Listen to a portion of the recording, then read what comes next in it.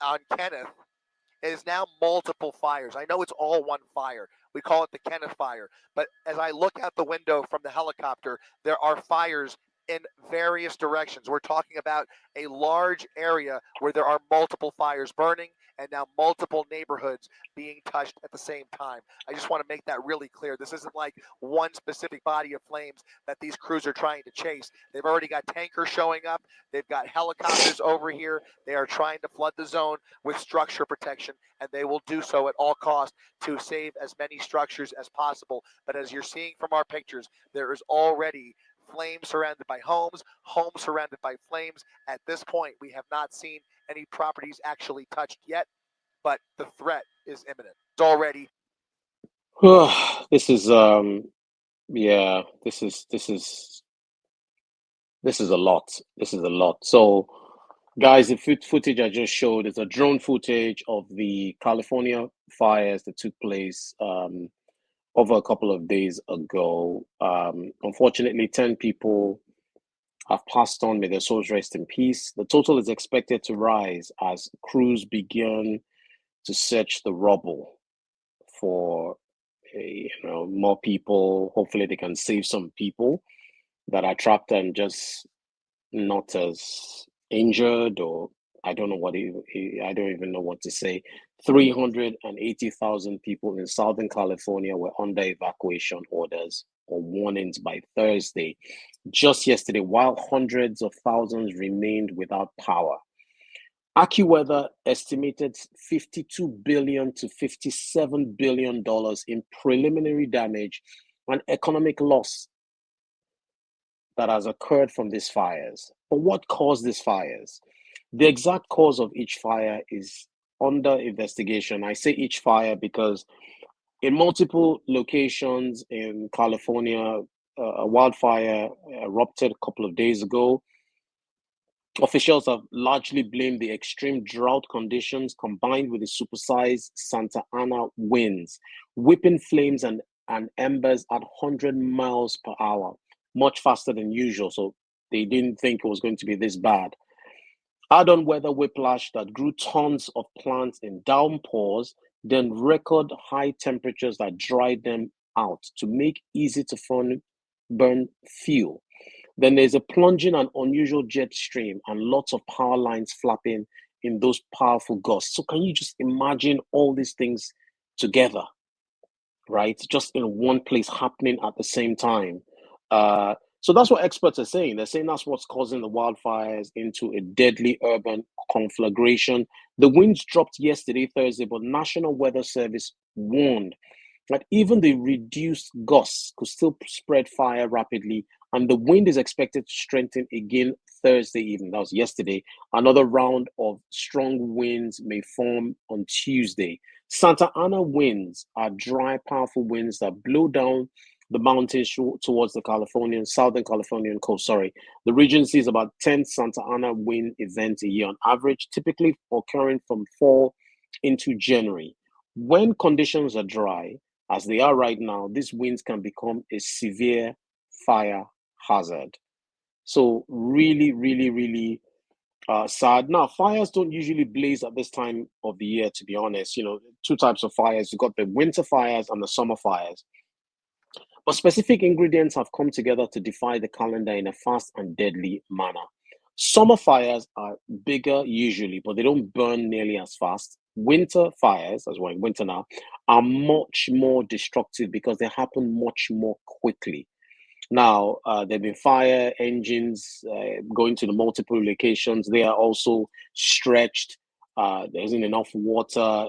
A lot of people, over 1,000 homes, have been destroyed. Thousands of structures have been damaged or destroyed in Pacific Palisades, making this the most destructive fire in Los Angeles history. Many residents who refuse to evacuate. Why would you refuse to evacuate is my question.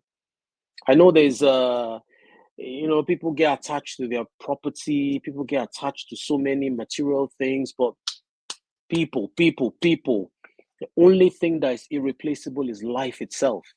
Everything else, listen to the sound of my voice. Everything else can be replaced. The only thing that is irreplaceable is human life. So, saying that many residents who refused to evacuate suffered serious injuries, why would you refuse to evacuate? Why? 10,600 acres have been burnt. The Eaton fire was first reported near Atladina and Midweek just after 6:15 p.m. on Tuesday. 5 people passed on and a significant number of people were injured in that fire. On Thursdays, officials said that Eaton fire was at 10,600 acres, but that growth has significantly stopped. Thank God for that. It's currently 0% contained, and more than 1,000 structures, like I said, have been damaged and destroyed. So you've got the Eaton fire, which I've just talked about. You've got the Sunset fire. 43 acres were burnt in the Sunset fire. The Sunset fire was fully contained as of 11:30 on Wednesday morning, according to the Los Angeles Mayor Karen Bass. Evacuation orders were lifted. Then you got the Hearst fire. So the Hearst fire, in this one, 855 acres were burnt. The Hearst fire was first reported at about 10 p.m., 10:30 p.m. on Tuesday in the 5,900 block of Yarnell Street. It was 100% contained by Wednesday evening. Then you got the Lydia fire. The Lydia fire, 348 acres were burnt. The Lydia fire was first reported about 2:12 p.m. on Wednesday afternoon near the 5,700 block of Soledad Canyon Road in Acton, according to CAL FIRE. While the Lydia fire is significantly smaller than the other larger fires burning across Los Angeles County, it has prompted evacuation warnings and orders across a large swath of zones. And the Lydia fire was 60% contained as of midday Thursday. So this continues to gain worldwide attention, as it should be.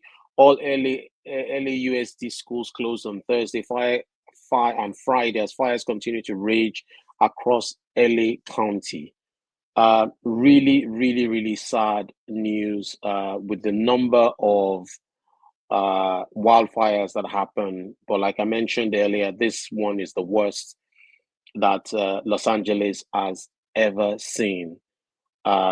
So may the souls of the dearly departed rest in peace.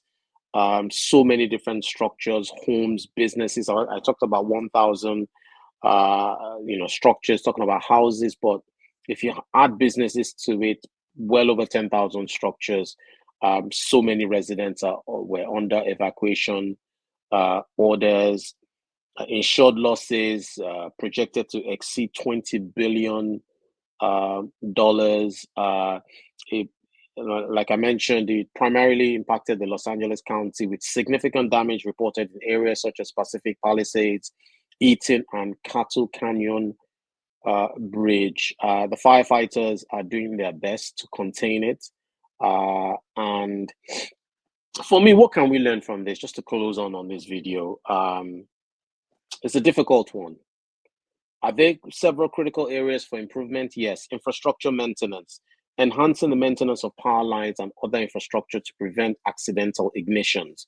But the operative word is accidental ignitions. Reevaluating environmental policies to allow for effective forest clearing and management, reducing fuel for wildfires. Urban planning, implementing stricter building codes on land use planning in fire-prone areas to mitigate future risks. And strengthening evacuation plans, public awareness campaigns, and resource allocation for firefighting efforts. Now, there's also, you can call it a natural disaster. Sometimes these things just happen. You can have all these things I've said and more, and a wildfire will still happen. Tragic couple of days in Los Angeles region. If you're new to my channel, please subscribe, like, comment, and share. I really like to know what you have to think, what you have to say on this particular video. Do you know anybody? Were you impacted? Can you give your own view as to what could have caused this? Your family that was impacted. What do you have to say about this video? Be very, very grateful to hear what your thoughts are, and I'll see you in the next one.